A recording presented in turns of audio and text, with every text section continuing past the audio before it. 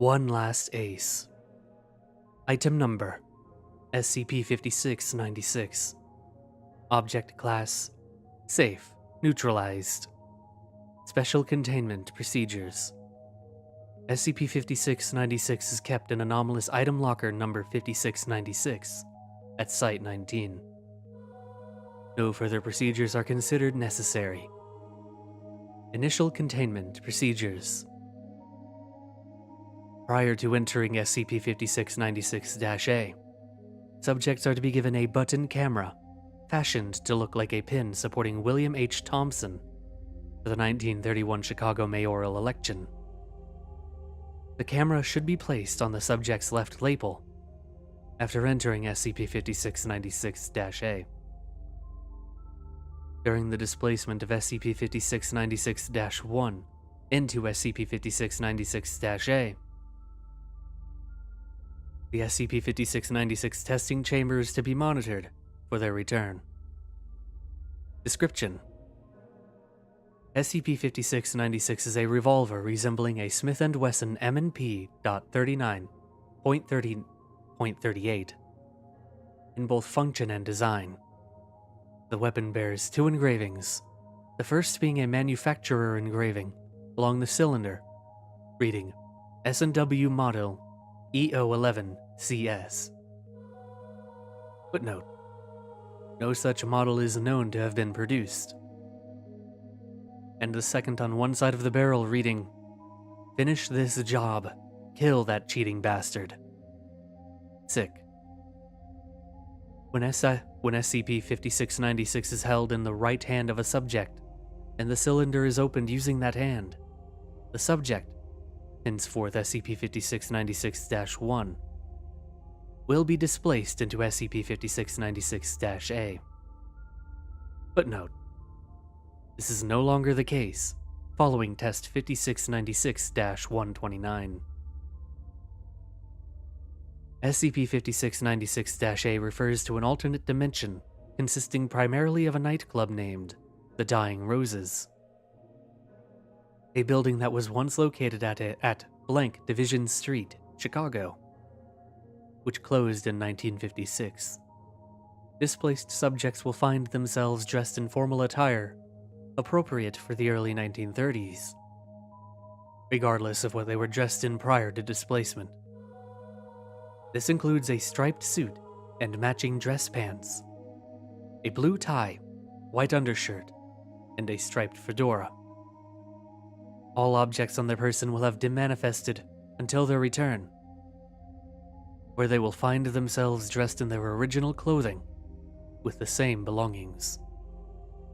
Alterations to the subject's physical body made while within SCP-5696-A will remain, however. Note that SCP-5696-1 will displace with $1, $5, and $10 bills in varying amounts, totaling up to $100, in their left inner coat pocket.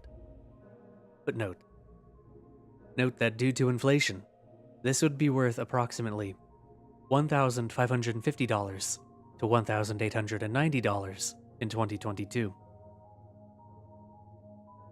No items can be brought out of or taken into SCP-5696-A, with the exception of any object held in SCP-5696-1's left hand during their removal from our dimension. Displacement only occurs within subjects who meet a certain set of physical specifications. See Document 5696-M5 for full list. These include particular height and BMI limitations, but do not include race or sex requirements. When viewed upon immediate entry, the area surrounding the Dying Roses consists of empty space.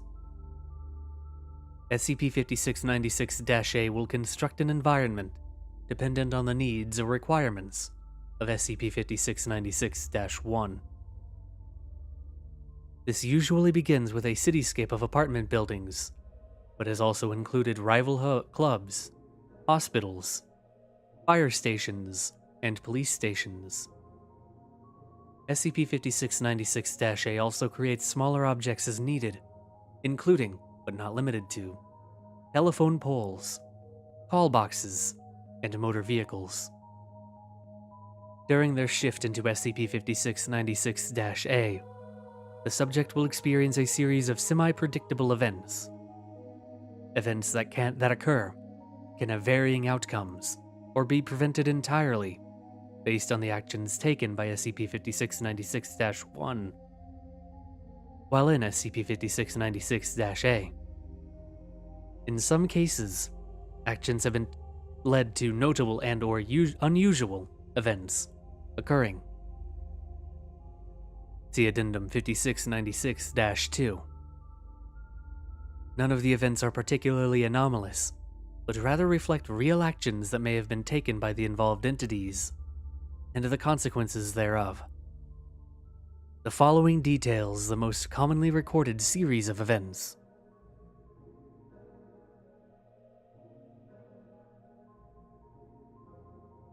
Zero hour to 1. SCP-5696-1 will be ushered to a seat at the bar as they wait for the rest of their party. Footnote: this is also often recorded as wait for Mr. Jackson and his friends, as well as wait for your friend and the others. Although subjects may do as they please, subjects have been recorded as having ordered food and drinks.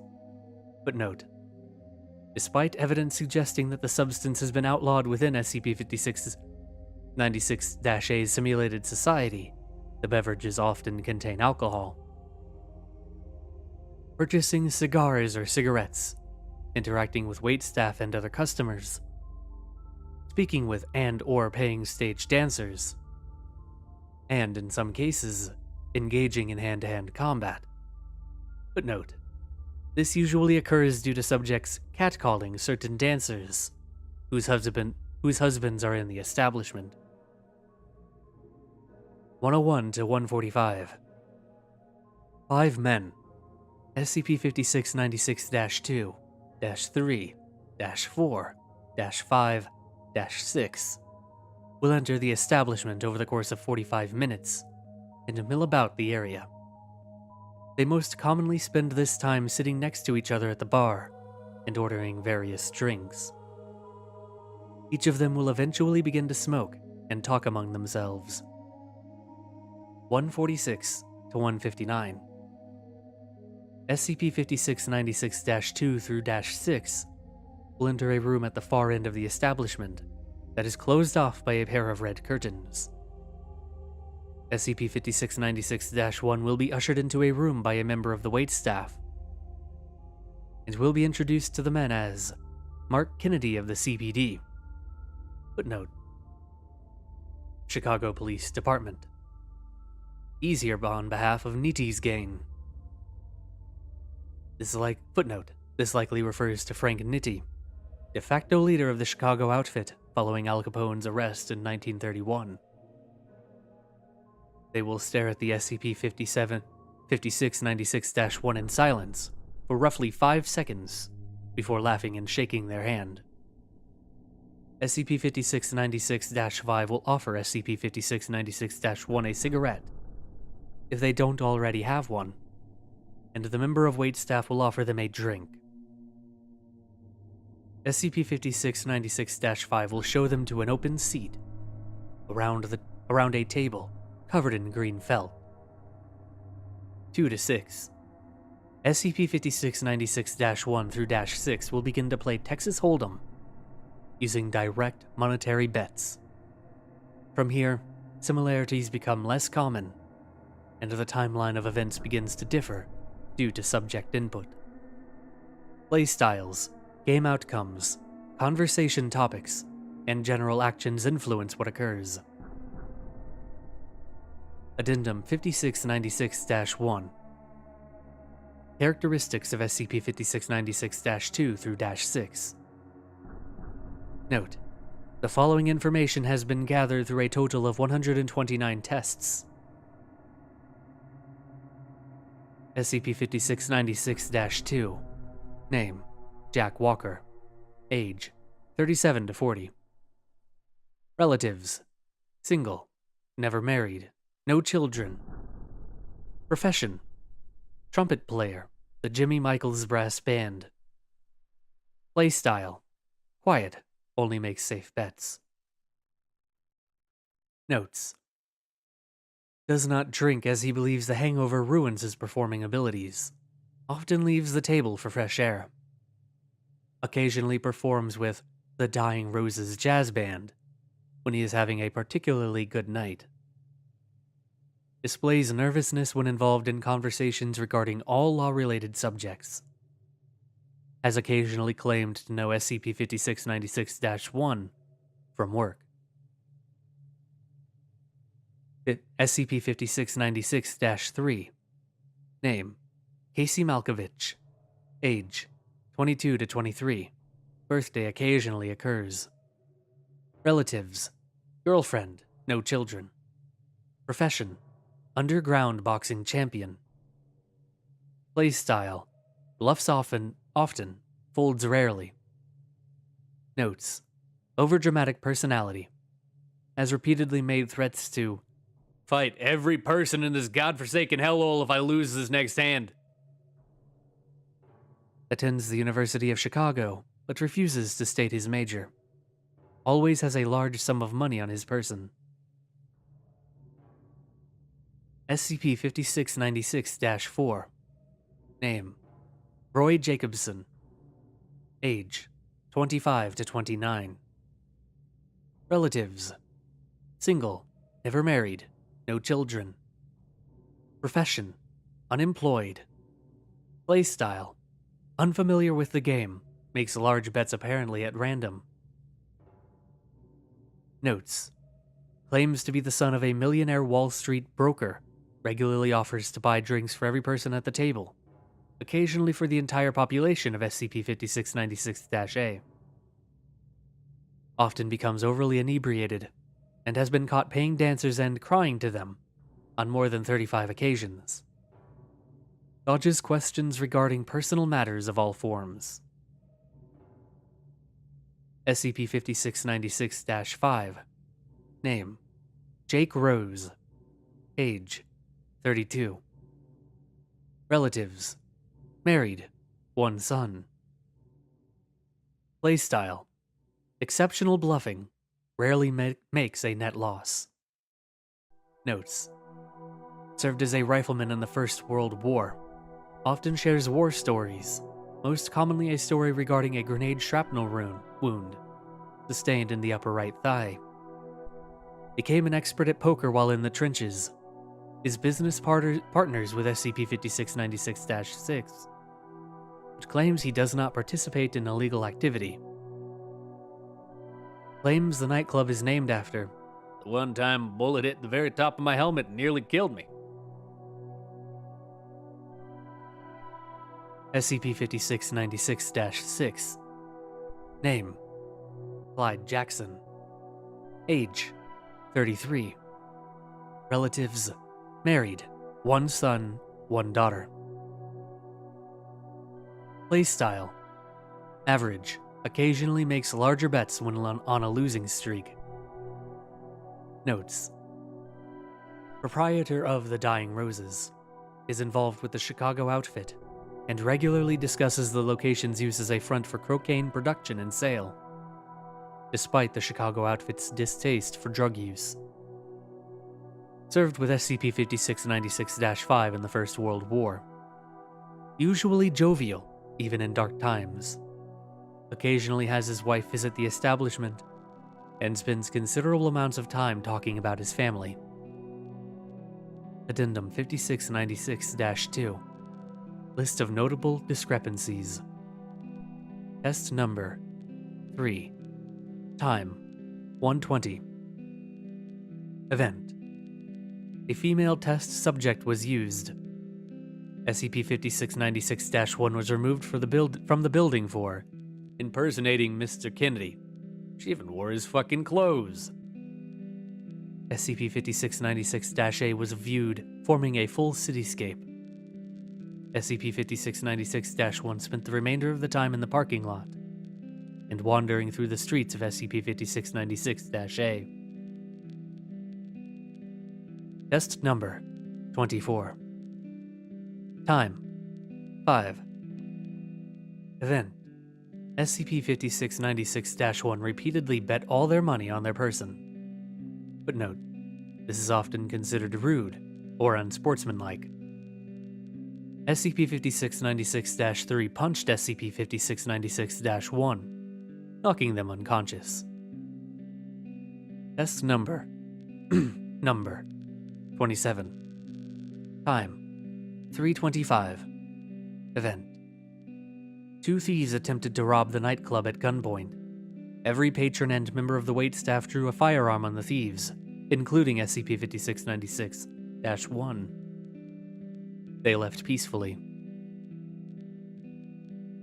Test number 39. Time 2:05. Event: SCP-5696-1 immediately shot SCP-5696-6 for losing a hand to him, and was immediately fired upon by SCP-5696-5.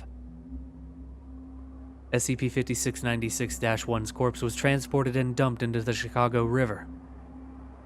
SCP-5696-1 returned dead, with 5 bullet wounds in the chest, and entirely soaked. Test number 52. Time 4:45. Event: SCP-5696-1 requested a taste test from SCP-5696-6 during a conversation regarding drug sales. SCP-5696-6 obliged. During the last hour, SCP-5696-6 led SCP-5696-1 around a back room. SCP-5696-1's coat accidentally caught fire, causing him to panic. He ripped the jacket off and threw it into a puddle of spilled alcohol, setting the establishment ablaze. -1 returned with severe third-degree burns. Test number 66. Time 4:30. Event: -1 had won each hand played that session. -6 bet the deed to the establishment. -1 played 4 aces. Time 5. Event: -1 had all patrons and all but 2 waitstaff members removed from the location, including -2 through -6. -1 spent the night becoming intoxicated among the female performers and engaging in sexual activity. Some patrons began to approach a police call box when they were denied re-entry and were stopped by other patrons. Test number 94. Time 1:45. Event: -3 declared that it was his birthday. No playing occurred, and -3 was baked and served a chocolate cake. A portion of the day was spent celebrating his birthday. Test number 105. Time 3:35. Event: in an attempt to make conversation, -1 asked the other players what their favorite television shows were. -1 spent the next hour attempting to explain various products of modern technology to them, before -3 called a hospital. -1 spent the remainder of the night in the back of a white Rolls-Royce, bearing red crosses, where he was questioned about his sanity. Test number 127. Time 5. Event: Test 127 video log. File name: test_5696-127. Date: January 21st, 2020. Print transcription: yes. Beginning auto transcription. Skipping to designated event portion. A full transcription may be requested from Dr. Patra, lead researcher on SCP-5696. 4:59. SCP-50... -1 has been looking at -5 on and off over the course of the last 10 minutes. Okay. What's wrong, kid? Something on my face? No, I just can't help but notice that what you lack in beauty, you seem to be making up for in card skills.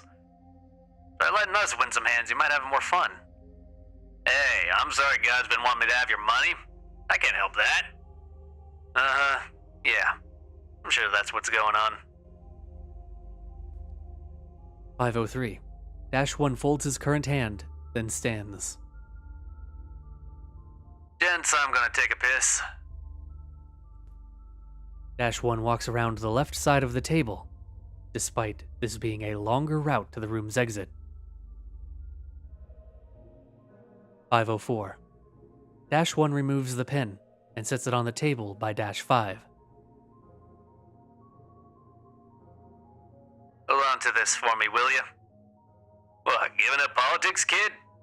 Whatever. Hey, while you're in there, do me a favor and go fuck yourself too. 504 to 509. -1 spends 5 minutes presumably in the bathroom. Note that -5 is recorded removing cards from his current hand and replacing them with cards from his coat via sleight of hand twice. 510. -1 returns and places the pen over his left breast again. -1 shoots -5 through the sternum before turning the gun on -6. You dirty, cheating bastard! He's been swapping cards for the last 10 hands. Watch this! -1 kneels down over SCP-5, who is alive but bleeding profusely. He removes -5's coat and holds it upside down, shaking it twice. Cards flutter and fall out the sleeves and pockets. -2 leaves the room unnoticed. Jesus Christ, Jake. 511. Shouting comes from outside the room. The Rose is dying! This is the Chicago Police Department. You're all under arrest. Eat shit and lead, pig! -1 runs for the room's exit and steps through the curtains. Half of the patrons are running for an exit, while the other half have begun flipping tables and firing handguns in the direction of the bar. Including -2. The waitstaff have taken cover under the bar and are firing into the tables. Note that the remaining patrons have removed their jackets, revealing CPD badges on their undershirts. Holy fuck! -1 dives behind a table next to another person. Tough crowd, huh, Mr. Kennedy? Understatement of the century. Hey, help me get the hell out of here. Like to be alive when they interview me. 512. 2 members of the waitstaff run out of the door to the back room and duck under the bar. They open fire using Remington Model 31 shotguns. Ah, shit. Yeah, okay. I'll cover you. Get to the back exit. The patron gestures behind him. -1 readies himself for a moment before sprinting towards the back exit. -1 screams, falls, and turns around. -6 stands at the other end of the room, aiming a handgun at -1. The patron aims around the table and shoots -6 through the left eye. A member of waitstaff blasts the patron's hand off with a shotgun round. -1 turns his left leg over, revealing a gunshot wound in the upper calf. -1 regains his footing and limps out of the exit, throws off his coat, and wraps his leg in the undershirt. Fuck. 513 to 515. -1 limps down a alleyway towards a police call box, attempting to put his coat back on. -1 opens the box and removes the telephone. Hello, officer. Name and badge number. Officer Mark Kennedy. Fuck me. SCP-5696 fires in -1's right pants pocket, presumably shooting the ground. -1 removes SCP-5696 and turns it over. The engraving on SCP-5696 barrel reads 1017. Officer Mark Kennedy, badge number 1017. I'm in need of immediate assistance. I've been shot in the back of the leg at the Dying Roses. May need backup in there. Fucking hell. Understood. Putting out an urgent call to other offices in the area. Please wait there. The operator hangs up the phone. 5:15 to 5:17. -1 sits on the ground against the phone post in silence, trying to keep his leg raised. 5:17. A white Model B Ford arrives and 2 others drive past. -1 is loaded into the passenger seat by an unseen figure. 5:17 to 5:59. The figure is dressed in the same clothing as -1 and possesses a similar build. The figure smiles weakly, then begins driving. Note that the figure had a bullet wound in his upper right chest, which appeared to puncture the heart, but was not bleeding. -1 turns to look out the window, then removes the pin and holds it against the glass. The vehicle drives past a line of other iterations of the Dying Roses, most of which are identical in nature. The figure chuckles quietly. One of the locations appears to have been burnt down. The figure stops in front of what appears to be the Rush University Medical Center. The figure enters the hospital, and 4 members of the medical staff run out to the car with a stretcher 5 minutes later. -1 is carried out of the car and into the hospital. Medical staff removed the jacket, and no relevant video was captured until -1's return into our reality. 6. -1 is returned holding the pin and possessing an improperly cauterized wound. Marker marks made along -1's lower leg imply that -A's medical staff intended to amputate the leg. -1 received proper medical care and made a full recovery. End transcription. Test number 128. Time 05. Event. The engraving on SCP-5696's barrel was not present. The interior of the Dying Rose was significantly darkened and contained only 1 person. A spotlight was aimed at a patron dressed in similar clothing and possessing a similar physique to SCP-5696-1, who was sitting at the bar. The figure possessed a CPD badge which he wore openly on his suit. He smiled weakly at -1 and offered them a shot glass filled with scotch. -1 noted that the area felt abnormally cold, but was warmer in the light. The subject and the figure held a toast, then sat in silence for 10 to 15 seconds. The figure stood, removed his badge and firearm, and placed them on the counter. Then turned to leave. He stopped at the door, turned to face SCP-5696-1, thanked them, then left the establishment. The subject spent the remainder of the time in the empty building. Test number 129. Time 0 hour. Event. SCP-5696 did not displace the subject. The engraving on the side of the barrel read, Mark Kennedy, 1901 to 2020.